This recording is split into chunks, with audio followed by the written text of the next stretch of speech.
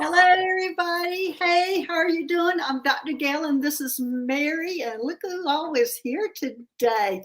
It is snowing like crazy in Mount Shasta. We're in a snowstorm right now, and my electricity keeps going on and off. So if I disappear, sorry, I'll have to wait till it comes back on to go back on. But let's see who's here. Hey, Teresa. Hey, Starry Night Seeker. Hey, Juno. Hey, Lauren.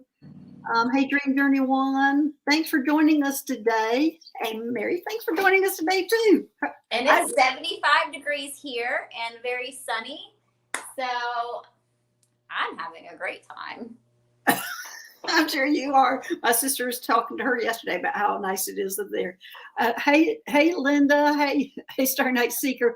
Yeah, she was to tell me how nice it was there. And I was like, oh my gosh, we're getting ready to have a snowstorm. And sure enough, I've already been shoveling out twice. And it's already at least 2 feet right now. Oh, no. Yes. And so, hey, Faye, thanks for joining us. Hey, Roanna Wolf, thanks for joining us today. And, well, we'll see how long I last. Hey, Chris MK. Hey, Carolyn. As I said, my electricity's going off, and so it's been shaky, and I couldn't even get in on my phone on StreamYard, so issues all over the place. So anyway, Mary, what's new with you? It's like we didn't even get to talk before we went live. My electricity kept going in and out. So I was even baking a quiche in the oven that got cut off too. So hey, son of what? I think the most interesting thing that's been going on with me lately actually just happened this morning. So everything keeps going as it goes, and I'm guided into more and more different little activations and things like that as the aliens guide me into it. But this morning, you and I work with you on an Arcturian type place. And I've seen that I do work with Arcturians and things like that. And there's lots of grays around me. But I had a vision years and years ago that after this incarnation and after I was done with Earth, that I would be working between the Arcturians and the avians and a couple of other angelic realms. This morning, I went into a healing session with myself where I went back to my original blueprint, my original soul blueprint before belief systems, before experiences were imprinted, without any cores, without contracts, things like that. And guess what my form was? What? My original blueprint form was a blue avian. Oh, I can believe that. I was this blue bird with the beak and the feathers and everything. And I was like, oh my God, I'm an avian. But it was just crazy to see that my God/goddess form, my original blueprint form, my divine form was in the form of a blue avian. It was very interesting. Anything else? How about going on to the Rustic Raven? Anything going on there new? Man, the Rustic Raven's doing great things. So of course we have new inventory all the time, and we're working on uploading all of that to our online shop so that all of you beautiful people who aren't here can shop as much of that as you can outside of consignment stuff. We're also starting to take walk-ins. So if any of you guys are closer, we'll have walk-in services that aren't just for healing sessions. We're starting to do detox and color and sound therapy that are just on a walk-in basis and things like that. So we're starting to make a few changes around those areas and expand the shop more. We're always expanding. We're always looking for new ways to utilize space and to get people in. So how are you doing the walk-ins?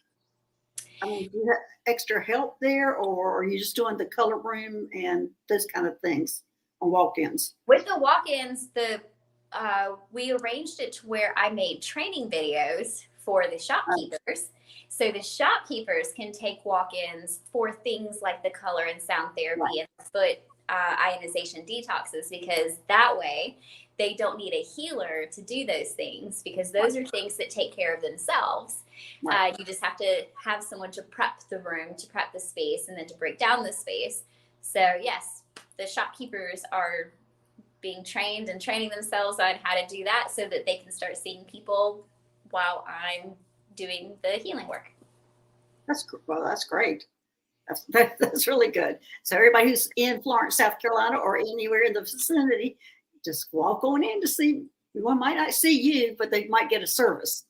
They can definitely get a service. And it's interesting because when I was making the training video, I decided to do the detox on myself, just so I could do the video and they could see what everything would look like. This is one of those detoxes that you put your feet in and it pulls all the. Yeah, I've done that. What color was yours?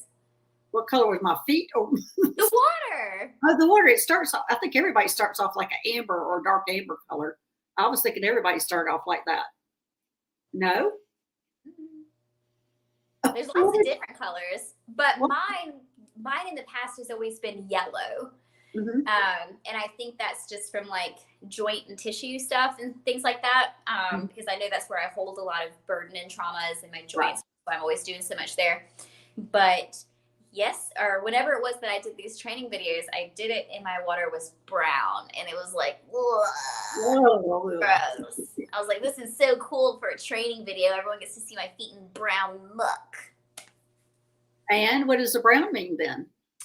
You know, I know that it can turn brown for tobacco users. It's just like it can turn black for heavy drinkers because that's the liver. Right. But I think it also has to do with like muscle, if there's like muscles, free floating muscle waste and cell toxins and stuff like that. But I mean, if you don't want to hear it, you can go ahead and plug your ears right now. I'll wait. 1, 2, 3, plug. Okay. I was also on my period and I felt like it was pulling out a lot of the extra stuff because it smelled like copper also. So it was like really interesting. All right. You can unplug now. All right. So then what's the amber mean? I don't know. I'd have to get the chart. There's like a whole chart to it.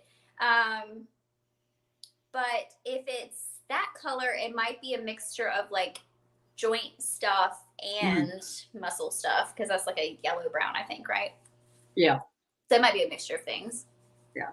Yeah, I did like a 7-day thing. By the time on the 7th day, it was clear.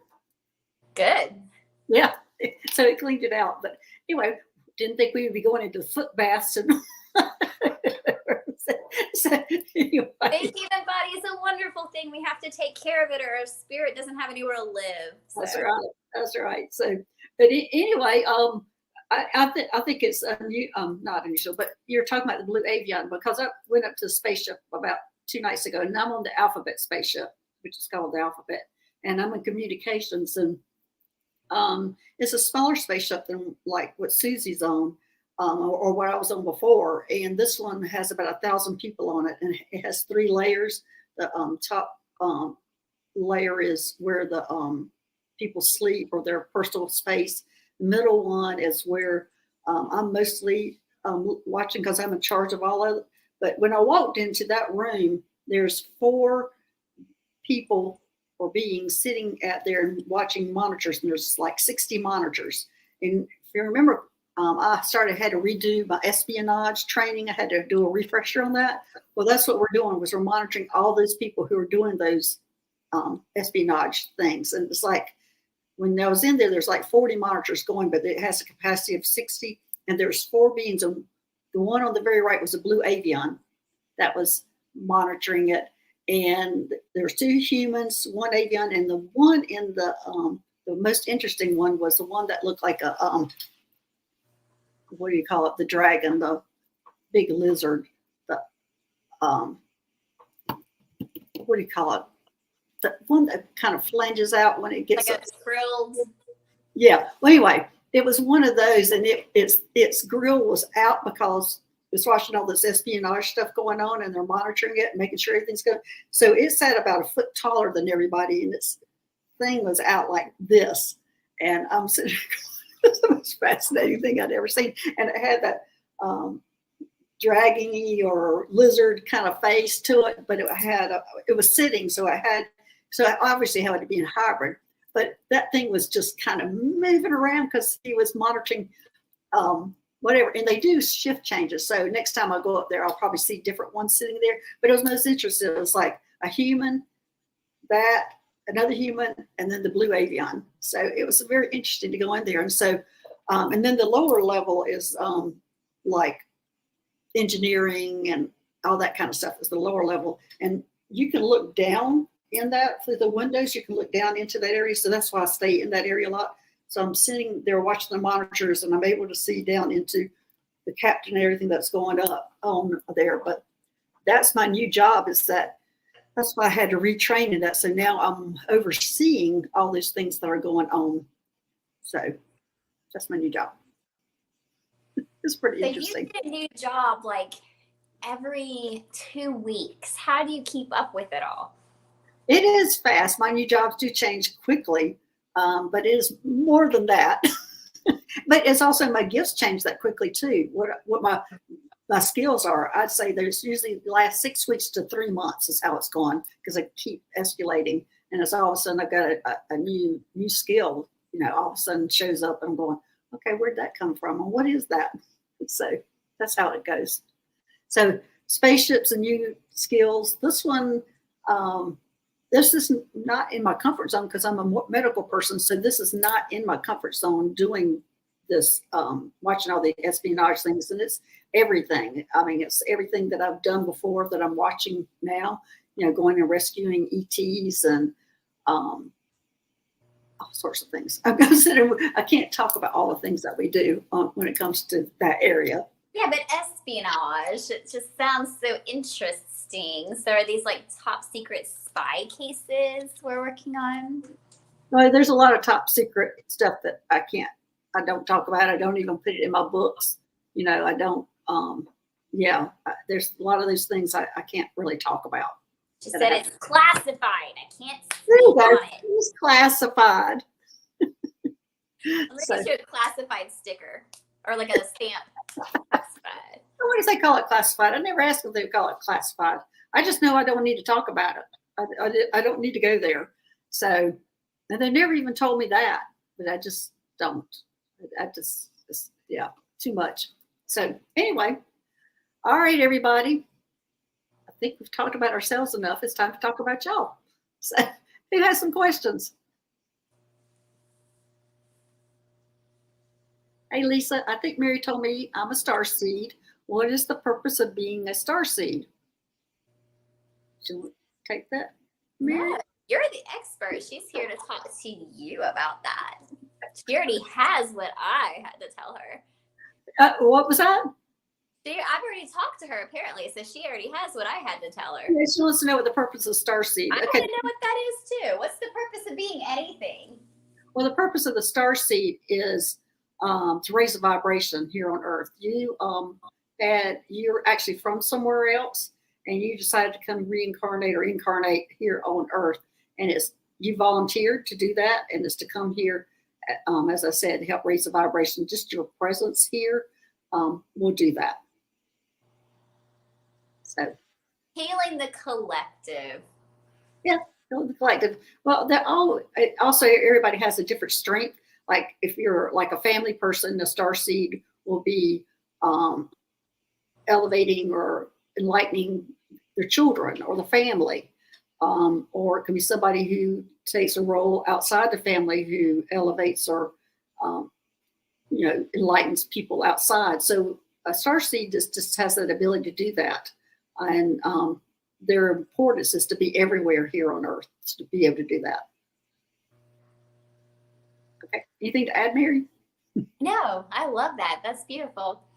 Because that's what it does when you're radiating these frequencies, because the star systems, you guys, the aliens and all the star seeds from the star systems, they have a completely different frequencies than Earth does. So it's really raising that frequency and bringing it towards a different way of being and ultimately enlightenment, I think. So when you're doing it with your family, you're affecting all the generations below you, and every aspect that you do, every gift that you use it in, you're affecting and sending out ripples in all of those areas.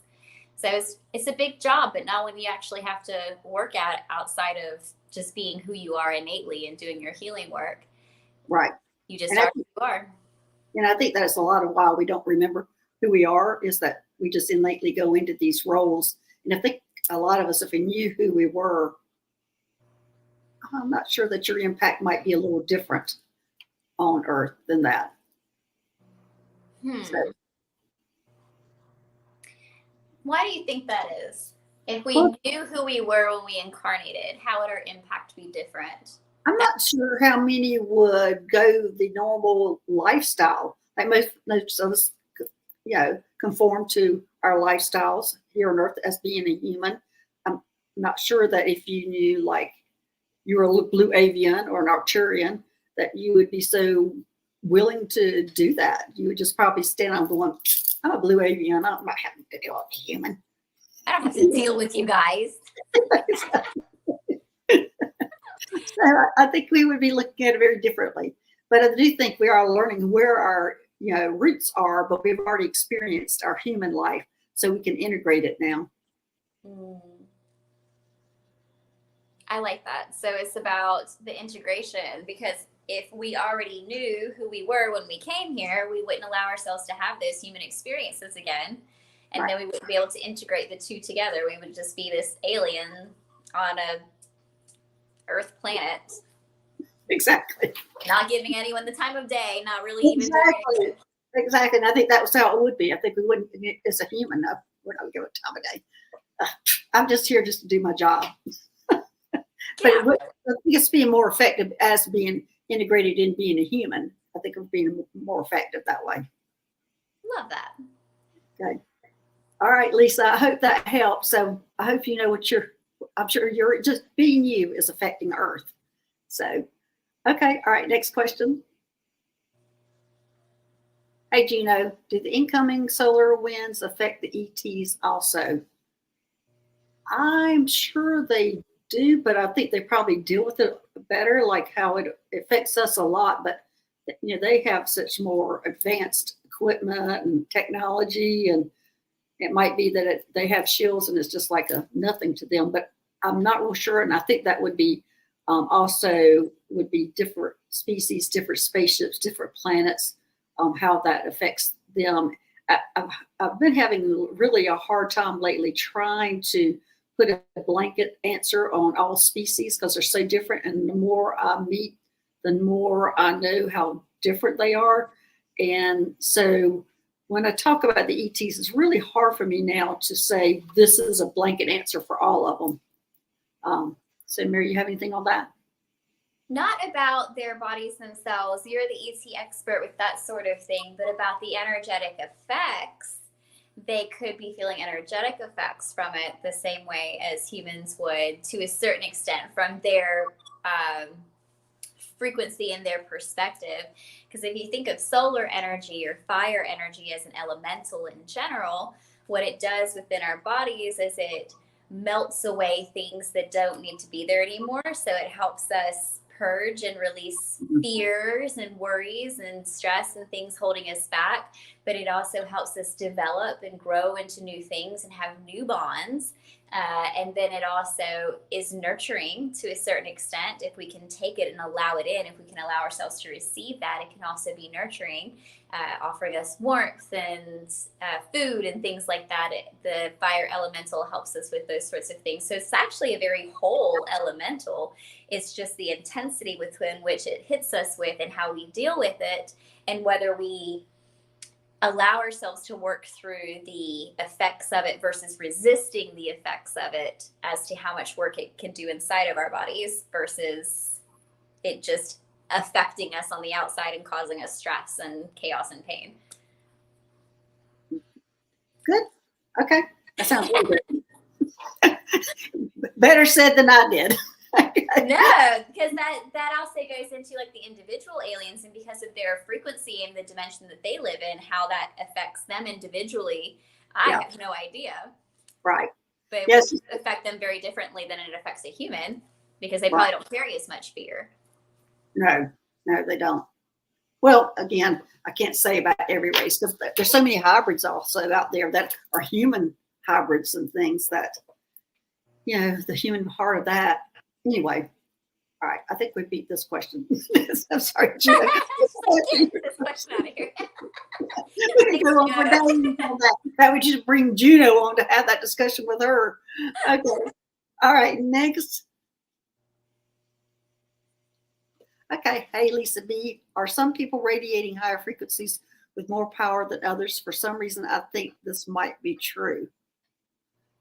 Well, I think we're all have different frequencies. So I would say the answer would be some people are radiating higher frequencies. I'm not sure about the power part of it. I would classify that more of recognition of it than power. Um, but yeah, basically, I think that's true. What do you think, Mary?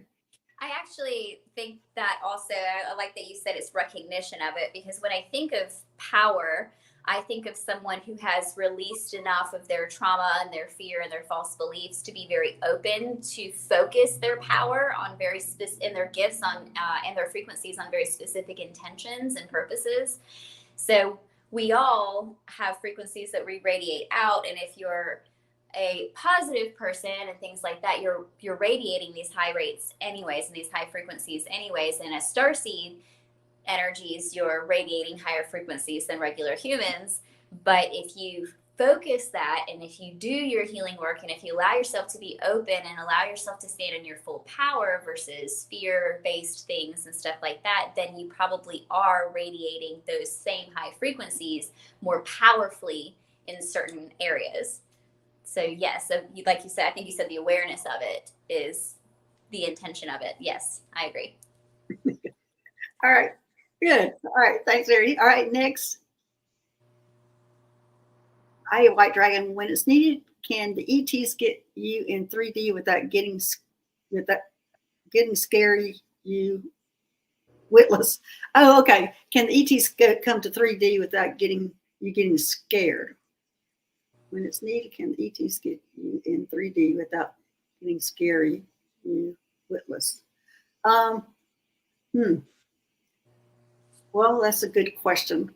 I think well, that's going to vary too, White Dragon. When they come to 3D, I don't necessarily think they're scary. So I think it's going to be your perception of them. And I do think a lot of it is your reaction. It's your reaction to it. And a lot of it is your fight or flight reaction, which is a normal human thing when you see it. But I don't know about, I think that's a personal thing, if you're going to be scared of them or not. And I'm not sure how to really answer it more than that. Mary, do you have a better way of answering? I probably can, because I don't, I have a different vision of it, whereas you probably see it very 3D, like actual people right in front of you. I tend to see things more in shadow, in grayscale, through third eye spaces or sensing. So that's probably where I can answer it slightly differently. But I love how you said it's probably your personal fight or flight, because right, I do see images and have visions and sense things and see things coming to me all the time. But when I'm, for instance, sleeping in my bed at night and things just come up tapping on my foot until I wake up, or shaking the bed until I wake up in a state of, oh my God, and my heart's beating. Right. And I know something's there, and it's a natural reaction to a physical 3D thing happening that I know is not actually there, that's metaphysical. So yes, it's frightening. And I think that there have been many people be traumatized by these experiences. Right. Also, I mean, even ghosts or like anything like that, not even just ETs, but anything that's metaphysical that we see come into a three-dimensional space that we're not prepared for, or that our fight or flight naturally rises up against, can cause that fear. So I think it also just depends. I can't honestly even say it would depend on your state of preparedness. Yeah. Because your physical body is going to do what your physical body does. It's going to react how it reacts. So I think that it might just be different depending on the person, how the person visualizes. Mm-hmm. I mean, because if I'm being completely honest, if something came to me in a different way, in a very three-dimensional way, like if this physical door opened and a physical dinosaur walked in, I would say a bad word and I would run. You know? But if a spirit form came through the door, I'd be like, sir, why are you here? I'm in the middle of a live. Please get out. You know, so it just depends. But I think. Well, you know, that day when I was in your place, when Meg was there, you and I, And Yes. Sally came in for the first time in the doorway, and it kind of freaked me out, but I didn't do a fight or flight, except I went through every emotion in the book with her there. So I think that's a different part of fight or flight that happens. But I could see her and y'all couldn't. So I'm sitting there thinking, okay, again, I must have a brain tumor. But but anyway, so I do think it's an individual response. And also now when they come in, my dog gets scared every time. I mean, I can tell when they've been there, and sometimes I see them, sometimes they don't. I think it was week before last was the first time I actually saw the spaceship. I didn't realize they were coming in my bedroom, and I saw the spaceship taking off. All these flashing lights had taken off out back of my bedroom. I didn't know that's where they were coming in. And that was just a couple of weeks ago. Mm-hmm. And I don't have that fight or flight anymore with them. I did at first, but I don't have that anymore with them. You're probably so used to it. You just live in that space now. You wake up and you're like, okay, spaceship's taking off from over my face. This is okay. Everything's fine here. Yeah, but my dog Jezebel, every time she's freaked out. She's somewhere. She's either hiding or she's actually freaked out about it, and I'm fine. And I think the freaked out part might be that they're physically taking me, and that I'm gone. So anyway, okay.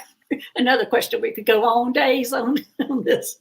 Okay. All right, White Dragon. I'm not so sure if that's the exact question or how we are answering it that you were wanting to say. If you need to clarify it a little more or ask another question a different way. So anyway, White Dragon. I'm talking getting people in 3D mainly to do medical procedures or going to a special meeting.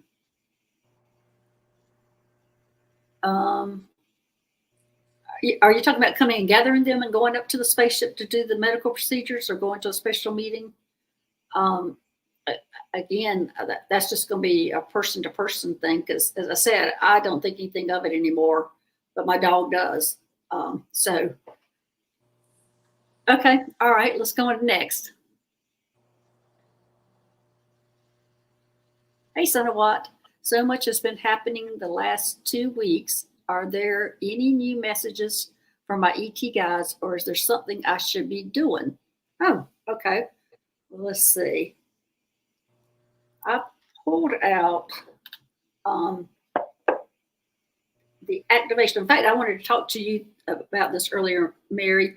I pulled out this out of the activation cards, and I pulled the Merkaba out. Do you have a Merkaba? Yes.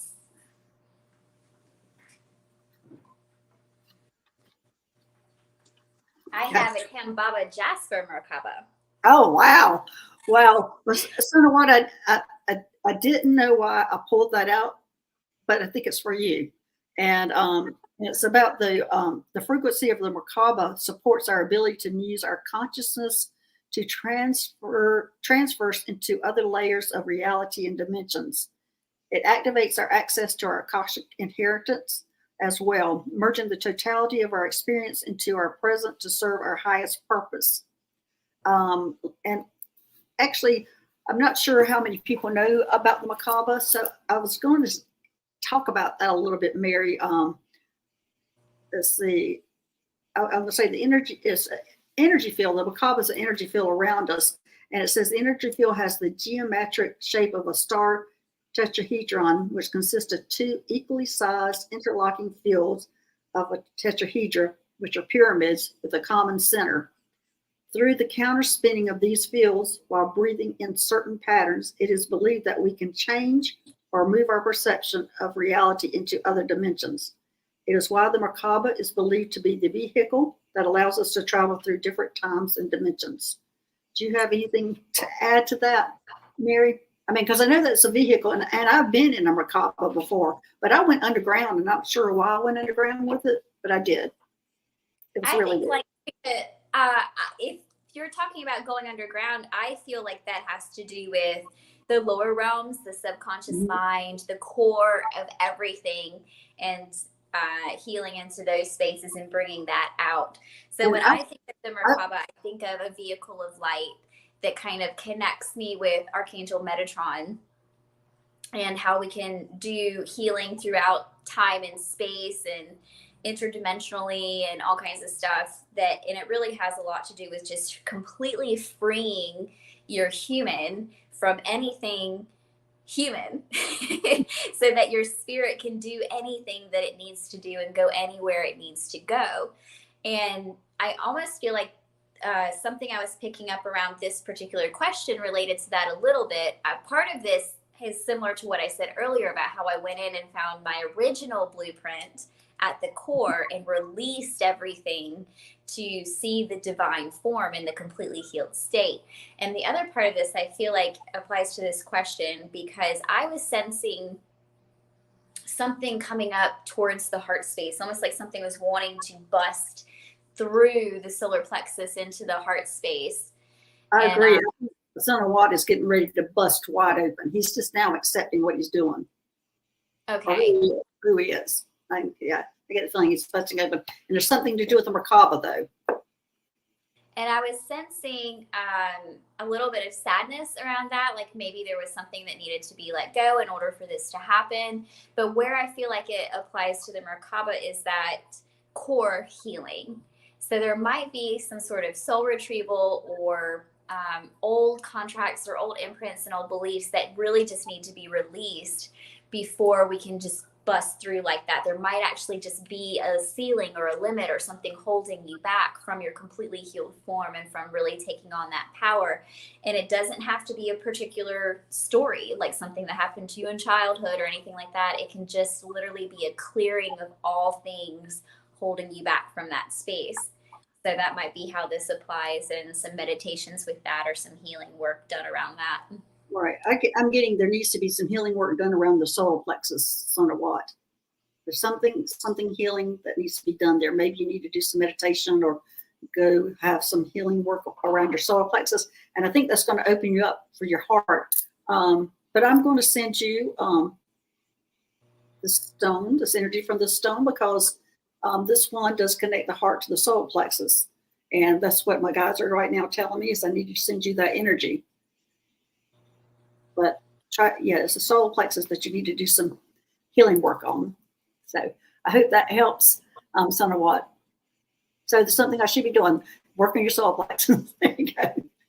Okay. All right. Next. What kind of stone was that? What was that? What kind of stone was that? I never know the name of the stones. It's a stone. It's a stone. There's one that called me when I was looking at it, and I went, "What? I'm not even that color is not one of my favorite colors, but it was like it was calling me, and I understand it's a stone that connects the heart to the solar plexus. Okay. So it gives the confidence in the heart. So I'm seeing that we've got Danny in the house here and Nancy Jean, and we see Teresa. We got quite a few people have joined us. I see receptions over everything. Oh, what a great name. So hey, everybody, thanks for joining us. That's Nate. What was that? Perception over everything. That's Nate. Oh, that's Nate. Hey, Nate. Okay. All right. It's 333 over here, just so everyone knows. Time of the Lord. And 75 degrees there and all the snow here. Opposite ends here. California to South Carolina. So, all right. In-car. Hello, Dr. Gail, Mary, Susie, and everyone. Any messages from my spirit team? Thanks. Okay. Well, I'm going to pull a card out of the Starseed Oracle deck. Well, gosh, you can't even see it. I'm amazed that my electricity has stayed on this long. We're all willing it so that no one's subjected to my performance. I know. For an hour alone without you. We had discussed it because my electricity keeps going on and off. And I said, well, Susie was going to come up and help Mary finish the show. And so they were thinking all crazy stuff that they were going to do. Well, I told her I could do some backbends, some different things. Susie was definitely like, no. So now everybody's going, please, Dr. Gail, please, your electricity go off out of the Gumby. They were going to do some crazy things. So I was going, okay. All right. This is in-card. This is your card that I pulled. And it says, the blue flame, spontaneous awakening, activation, integration time. And I think there we go.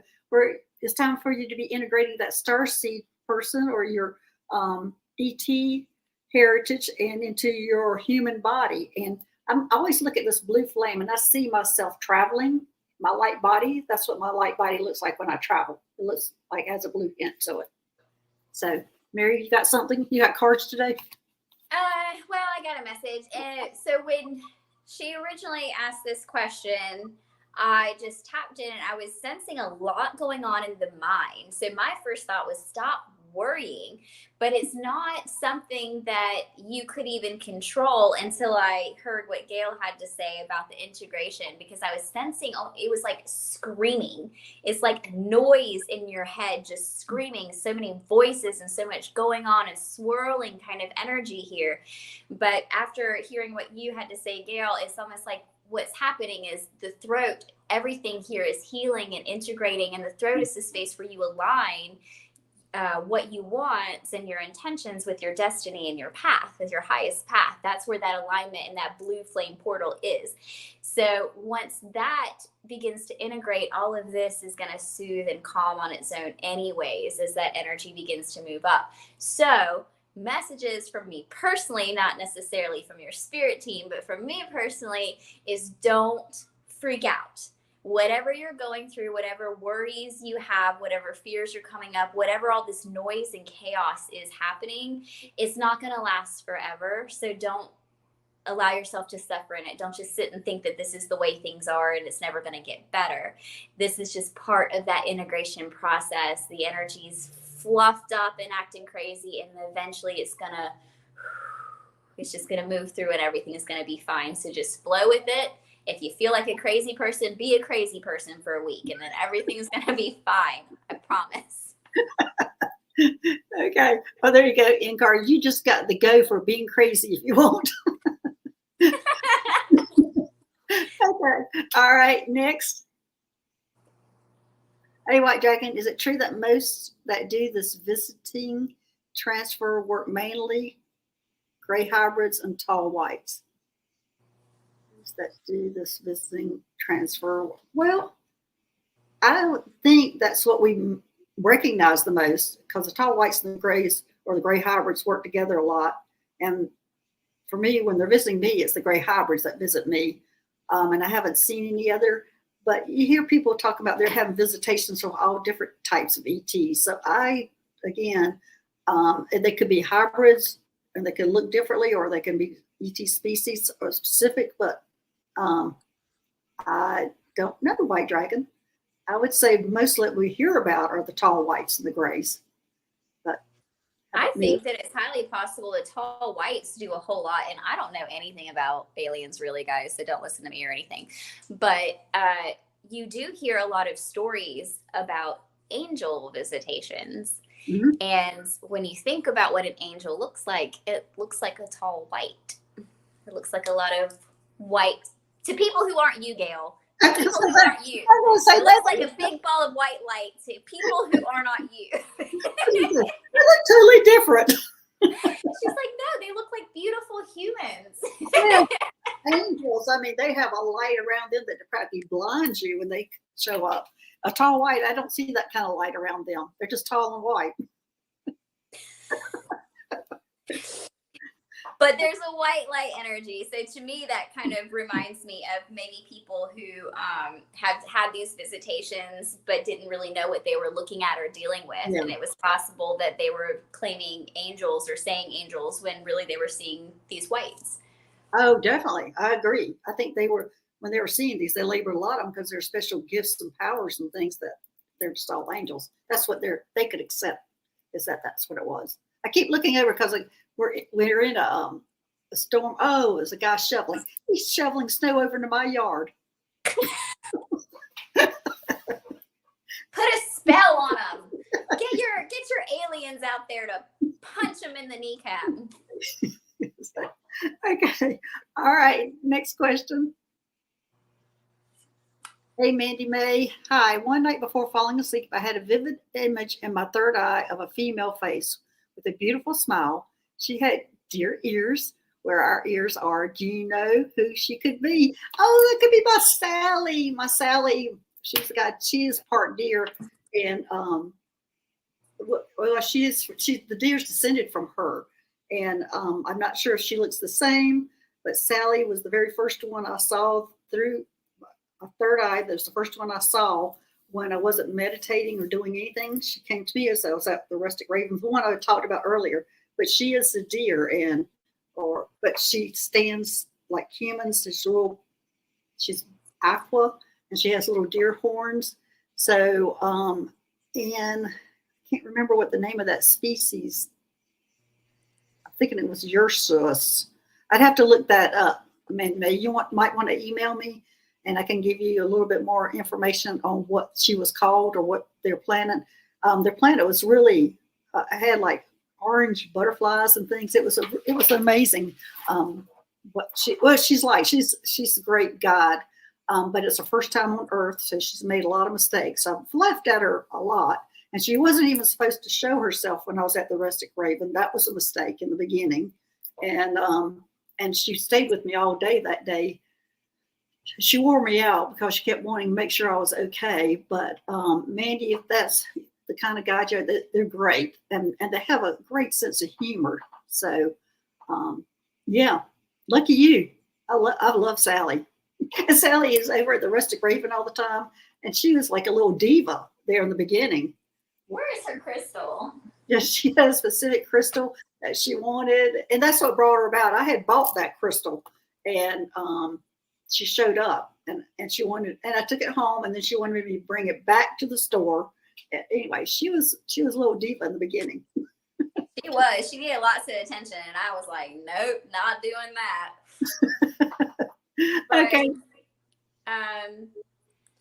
Maybe you can help with this particular thing then, because when I tap into this energy of this creature, this deer creature that visited them, of course, I don't look at it from the angle of the alien because I don't know as much about them. I just look at them from different angles. And the angle I saw was that it wasn't necessarily like a guide or an ancestor or anything like that, but I specifically picked up frequencies that this is someone who you've loved before.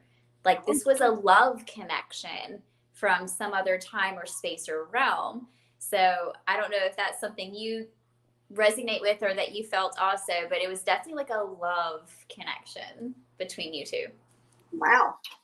Like pure unconditional love kind of thing, not like you're a lesbian or anything like that, but which you could be. Yeah, the pure unconditional love. I was going to say, yeah, I was asked, I can't remember if Sally had genders. I really would have to look back at that on the information, because it's been a while since I visited her planet and learned about her. And that will be my second book. That kind of information will be my second book. But okay, all right. Next, A.B. Muse Solomon. On 1/12/23, I dreamed of being the director of a big project in a giant arena with thousands of people in a great hurry. Any idea what that was about? Director of a project in a giant arena. Great hurry. And I'm assuming that was here on Earth that you were on, that you're saying. I'm not so sure it was.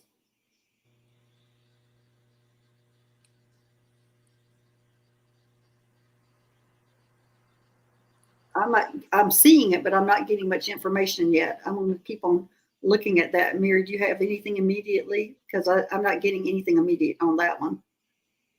Like you said, I'm seeing the image of it. And I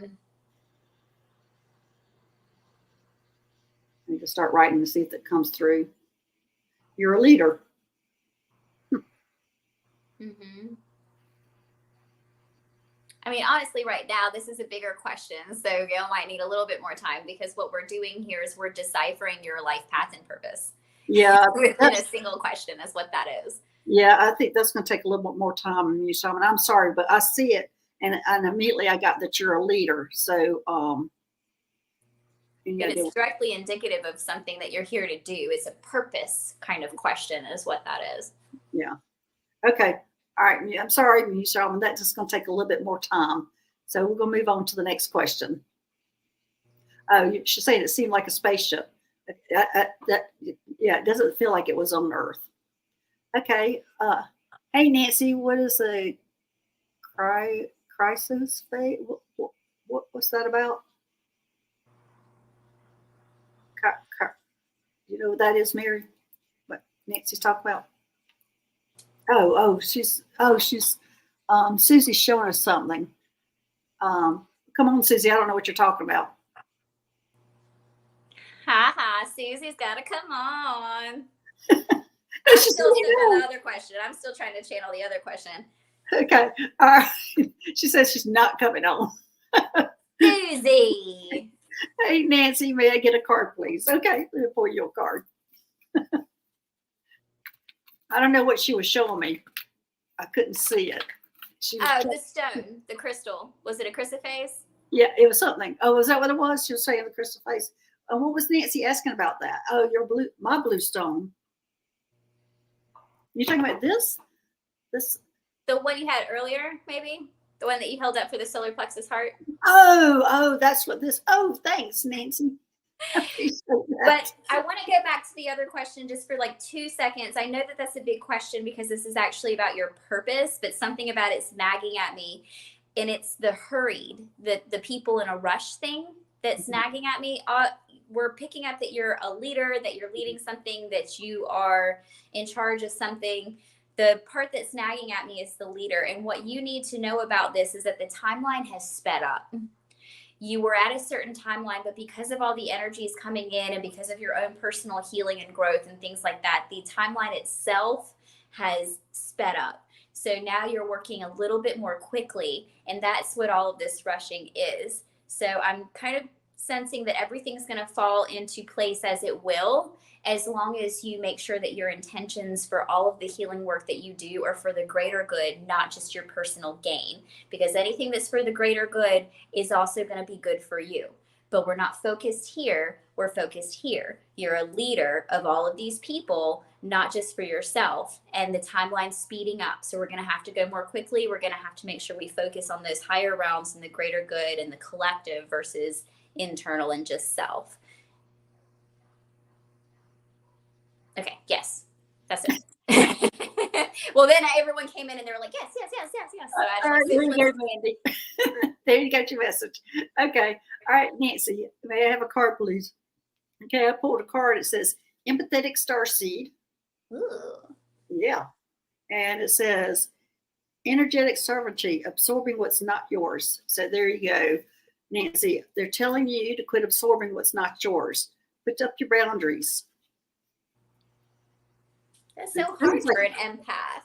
Yeah, I feel like it's a specific, leaning more towards one specific person is what I'm seeing. It looks like to me there's somebody in your life that's kind of sucking your energy and they're wanting you to put up your boundaries. You're absorbing what's not yours. Okay, Mary. Yeah, I was seeing kind of a specific person too, but the way I was visualizing it was almost like someone with a big mouth. Not like in a metaphorical way. I mean, it might be metaphorical, but I was actually seeing like a large mouth and like this sucking energy or like talking negatively and things like that. And there was a lot of just taking on of that energy. So maybe they work together or something like that, where there's a lot of talk back and forth. I don't know any personal experiences or anything like that, but definitely a specific person at least. There might actually be a group of like 3, but that one is in the forefront. So anything having to do with that negativity or personal stories or like low frequencies and vibrations that's being spewed or pulled out of you. Because I almost feel like this person could, to a certain extent, be someone who acts as a support system and acts like they're trying to help you with things or help you work through things. But really what they're doing is they're trying to pull that negativity, and they're bringing that negativity up over and over again and keeping you in these stories of negative things that are happening versus just letting those energetically kind of purge out of your system. So don't gossip with them. Don't engage in those conversations with them. That's what I'm getting, is just don't engage. Yeah. It's not yours. It's not yours. Okay. All right. Next. Hypnicity.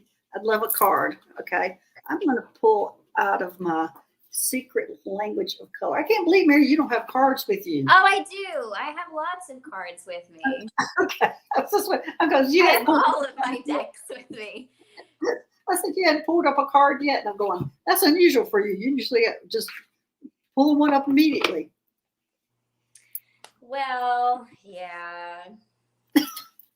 You just had your messages already. All right, silver, be persistent. I don't know what you're pursuing. Gosh, look at that. But it's silver. Be persistent. I'll look at the book to see if there's a little more clarification on that. My card for her looks a little silver too. It might be kind of gray looking on the screen, but from here it looks kind of silver. It looks kind of gold on the screen. It's kind of in that same family though. Okay, let's see if I can find something. Okay, silver, be persistent. Silver is the color of peace and persistence, calming nervous tension, bringing serenity and expanding awareness. Okay, so strength. Oh, here you go. Strengthen your intention and resolve with silver rays of light. So they're wanting you to focus on your intention, be persistent. I'm not sure what your intentions are or what you're focusing on right now, but they're wanting you to be persistent about it. So there you go, Hypnosis. So Mary, any more on that? I really love that silver ray of light because I use silver light when I heal things that are like chakras and energy centers that are torn or leaking or things like that. So that silver healing light is kind of what I use to make something whole and new and fresh again. And the card that I pulled for you was the Crossing, which talks about rites of passage and initiations. So I feel like what this is saying is to do a lot of that healing work with your silver light and bringing everything into wholeness and balance and awareness. Be persistent, keep pushing through, because whatever you're going through right now is an initiation. It is an awakening. It is you going into, it's your rite of passage before you get into the good stuff. Good. Okay. All right, there you go, Hypnosis. All right, next. Starry Night Seeker. Why is the right side of my body always affected with pain? Wow. That's that would be more in your area, Mary.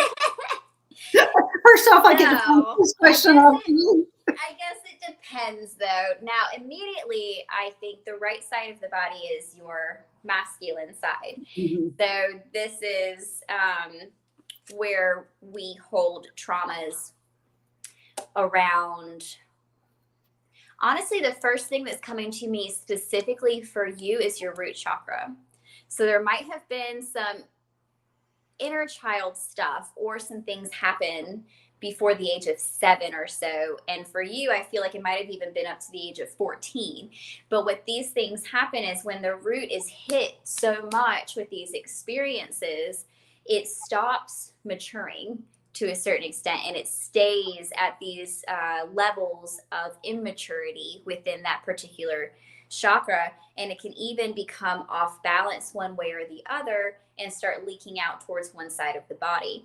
Now, when I think of masculine energy, I think of the protector and wisdom. Let me ask you this question, because immediately what popped in my head was money. Mm-hmm. So where would you go with? Would that be that masculine side? Well, with money, that sometimes is associated with that because you have your root, which is all of your childhood experiences and your solid foundations. And the solid foundations are built partly on abundance and our beliefs around abundance. Mm-hmm. And then your sacral sits on top of that, which part of our sacral is our security, which in our societies, our security is money. So when it comes to these trauma experiences, it could be something that made you feel unsafe. And so we're filling that void with things that make us feel safe or secure, such as chasing money or power or attaching ourselves to people that we feel safe around, or food or anything like that. And instead of actually healing the inner trauma or the actual chakra itself, we're just filling that safety space over and over and over again until our energy here is really large and our energy here is really small. We might be carrying a lot on that one side. Okay. There you go, Starry Night Seeker. I hope all that resonates with you or makes sense. I'm not sure about the money part, but that's what popped in my head. So anyway, okay. All right, next. Hey, MEJ. Hand. Oh, you love a card. Okay. All right. I had to get through the first part of it. All right. I'm going to pull out the Starseed Oracle deck. You want to pull the card, Mary? Oh, you go ahead. Go ahead. So the card for you is the beauty way, and it's about how everything is beautiful every day. And all you have to do is try to be beautiful. So the beauty way here is really just a practice of infusing your life with beauty, seeing the beauty in all situations. And in a situation where you don't see beauty, taking active solutions to bring peace and beauty to situations around you. So you also might be on a bit of a journey to find your inner beauty as well. Okay. My card is Fall Into My Arms. I don't know why. It's the snow. Oh, there's such a glare on my cards today. Fall into my arms. Surrender, holding the opposites, extremes of life. I love that. Yeah.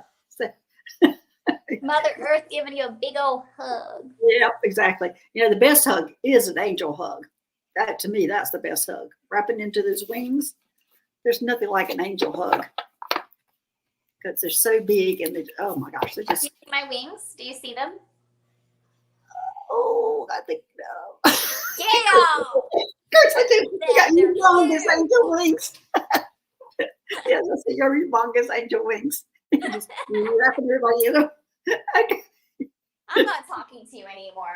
If you don't see my wings, I don't want to talk to you. I see your wings. I see your halo too. Is it on fire? Yeah.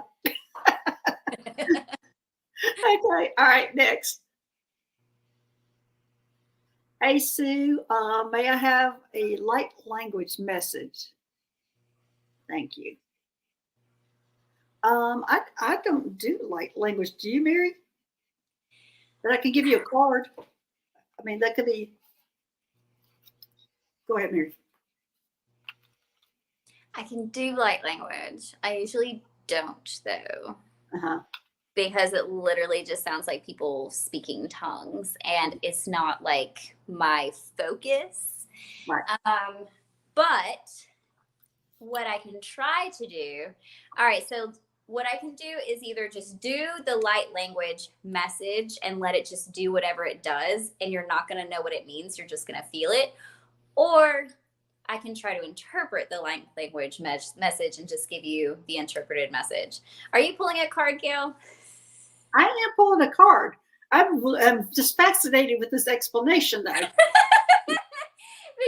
you can't understand it when you actually just speak it. But I'm kind of being guided just to speak it rather than give you the actual message. So give me a second. I'm going to block my camera. I'm going to block my camera. Okay. Okay. Okay. Hold on. I'm trying to concentrate for real. I have to. Okay. For Sue Toffee. Tembe kosandiana sundiana kasanina tatusuan kasambara sutira kasini and the TMB kosambara show you. And that should be something that you can feel moving through your body. And I actually envisioned it kind of hitting here and going like that. You can see both my hands, one up, one down, just kind of going out and around. So I'm not going to spend my energy interpreting that. I feel like it was just supposed to hit and move through exactly where it was supposed to move through in your light language within your light body. Okay. All right. There you go, Sue. Mary with her light language. Now, I don't do light language. All I've done is telepathic, and I'm wondering if that day will come that I'll actually start doing light language.